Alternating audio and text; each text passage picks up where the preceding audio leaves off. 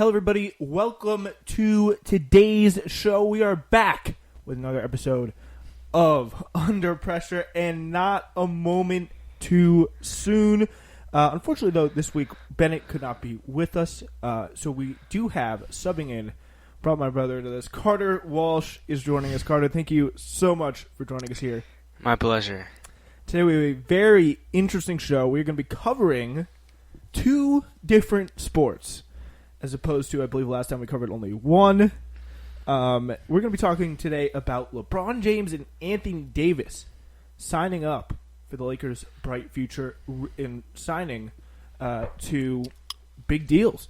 And really kind of establishing themselves as the new era, in a new era of dominance in the NBA. Probably, we're going to save this for a little later, the specifics of it, but it is good.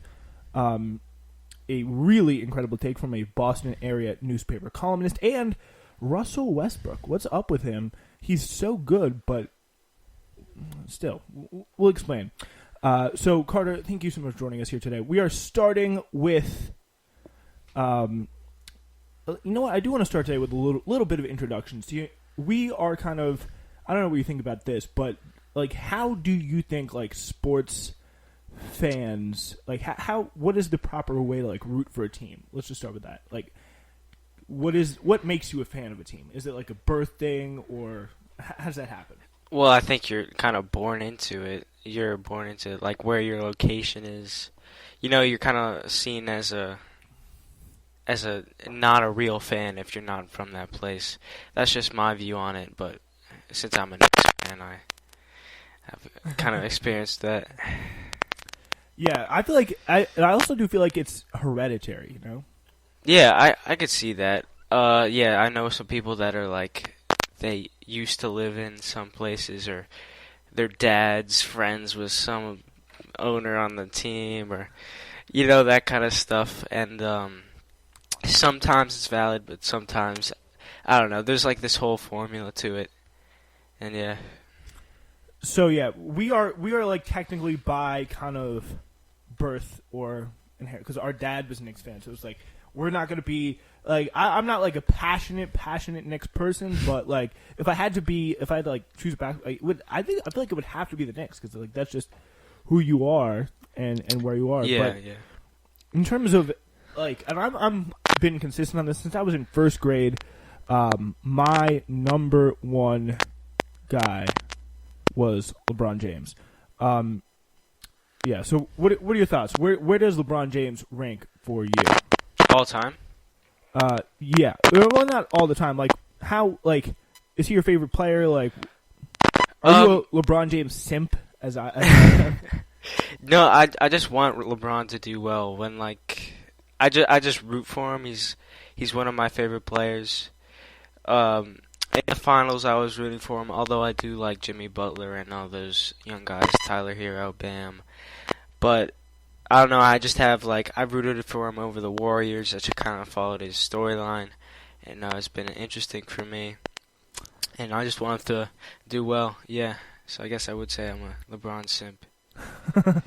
Yeah, so, two big signees, LeBron and his kind of, his 1-2 man, his 2-man and the 1-2 punch there. The Lakers and Anthony Davis, they agreed to a 5-year, $190 million maximum contract. Rich Paul of Clutch, with the K Sports, the agent for both Davis and LeBron, said on Thursday. On Wednesday, James and the Lakers agreed to a tier maximum contract extension worth nearly $86 million. So, and I think that's really interesting. It really seems like 80 really likes being there, and like, because that is a very serious commitment, 5-year, $190 million maximum contract. But LeBron, he's never want to tie himself down with all these kind of like 2-year, like very quick contracts. Or yeah, but I mean, I don't think this is a problem. No, it's not a problem. It's just the 5 years of Anthony Davis.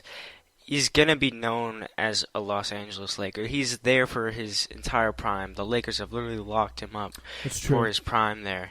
And LeBron, it's on the high end, but the Lakers are known for treating their stars well. they signed Kobe to an extension for like $50 million at the end of his career, which was, I don't know, it was a little too much, some might say, but I don't know, it just shows how much they treat their stars well. Yeah, they are definitely a very quality organization, and that is for sure. With the Giants in football and the Yankees in baseball, like they're well known for like one of the blue blood franchises of the league for sure. So Davis, he became an unrestricted free agent after helping the Lakers win the franchise's 17th championship in October, but he did not negotiate with any other team. So yeah, he's committed, and the Lakers are very committed to him. Davis accepts the longest deal he could with the Lakers. It includes a player option and grants him the right to return to free agency after 2023-24. James, who turns 36 later this month, also took the longest deal he could without invoking the NBA's over 38 rule, which restricts an older player from signing multiple year deals. He previously had a player option for the 21-22 season, but is now under contract with the Lakers for the 22-23 season.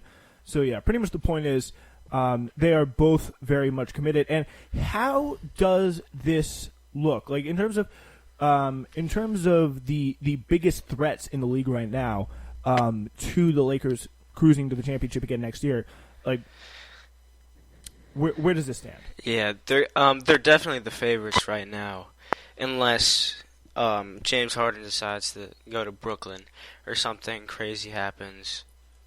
But it definitely establishes them as a title contender for the next like 2 or 3 years, as long as LeBron and AD are on that team. And it just proves that LeBron and AD, whenever LeBron's with someone, they're always in title contention. Do you think there's this kind of chip on the shoulder because it was the bubble championship?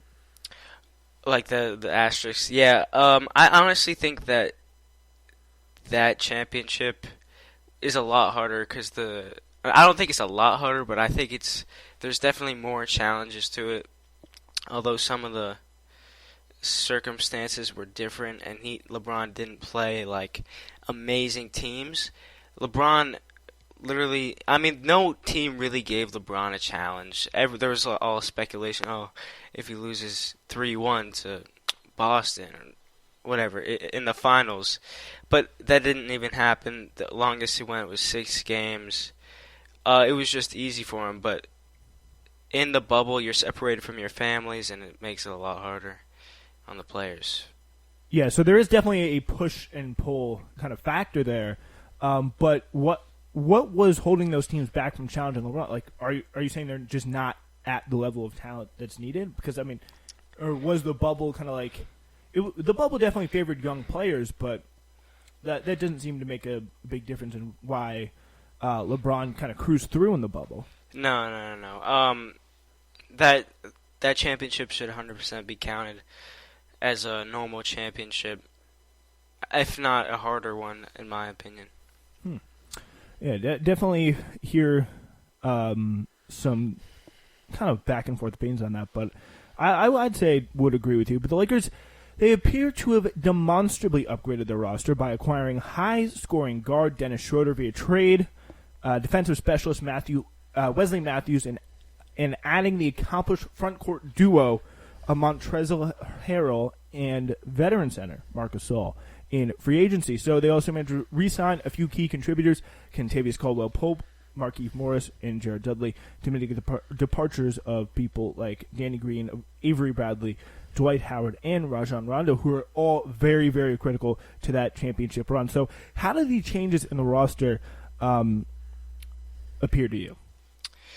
Well, it just shows that the rich got richer in this case. I was expecting the Clippers to make some big trades because the Clippers needed a true point guard and that they didn't really have. But instead, the Lakers got Dennis Schroeder, who they didn't even really need, but like they needed a point guard off when LeBron was off the court. And they just, besides for the Wizards, who got Russell Westbrook, they won that offseason.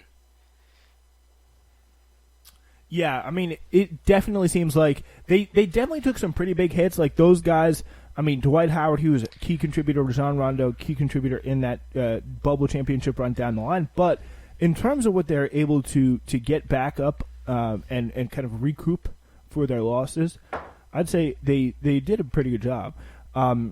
So Jeannie Buss and Rob Pelinka, the owner and GM, they did face some criticism after 2018-2019 for LeBron in LA. That year, the Lakers extended their playoff drought to a franchise record 6 seasons, of course, and Magic Johnson decided he would rather tweet than manage a basketball team. And the Lakers' attempts to hire Tyronn Lue as their head coach collapsed.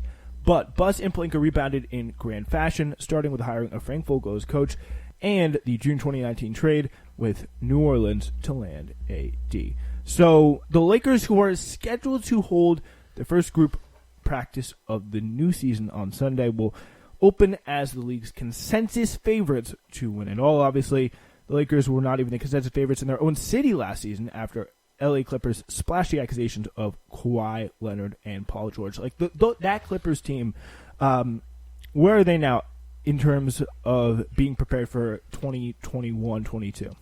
I think they're in the best place, besides Brooklyn, to knock the Lakers off of that first seed.